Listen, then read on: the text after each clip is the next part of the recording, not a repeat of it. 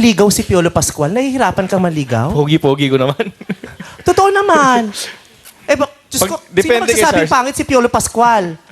Pag niligaw ko kaya si Sarsa na kaya. Ay, magandang tanong yun, Sarah.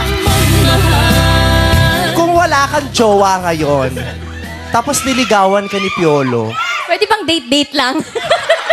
ayan. Siyempre, At least pwedeng meron ng pumuslit, series diba? na Mateo, gusto ring pluming-pling yata. Pwede bang pling-pling lang? Oh my God, alam mo ba ibig sabihin ng fling-fling? Alam ko. Gusto mo yun? Oh.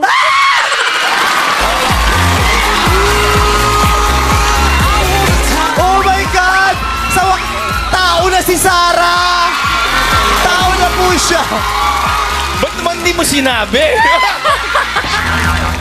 Well, mga Mars, gusto mo rin ba ng fling-fling lang? Okay, basahin muna natin ang mga throwback comments ng mga kasama nating netizens patungkol sa episode nito ng GGV guesting ni Piolo Pascual and Sarah Geronimo. Sobrang natuwa ako kay Sarah, parang bata na di na nag-iisip kung ano ang isasagot. I really like her, say ng isang netizens. Cute talaga ni Sars, kinilig talaga ako sa kanilang dalawa. Ang kulit ni Miss Sarah Geronimo, sayang kung hindi lang pagod si Idol, may picture sana kami. Sana makita ko siya ulit sa personal. Ang cute ni Sarah, supernatural ang beauty.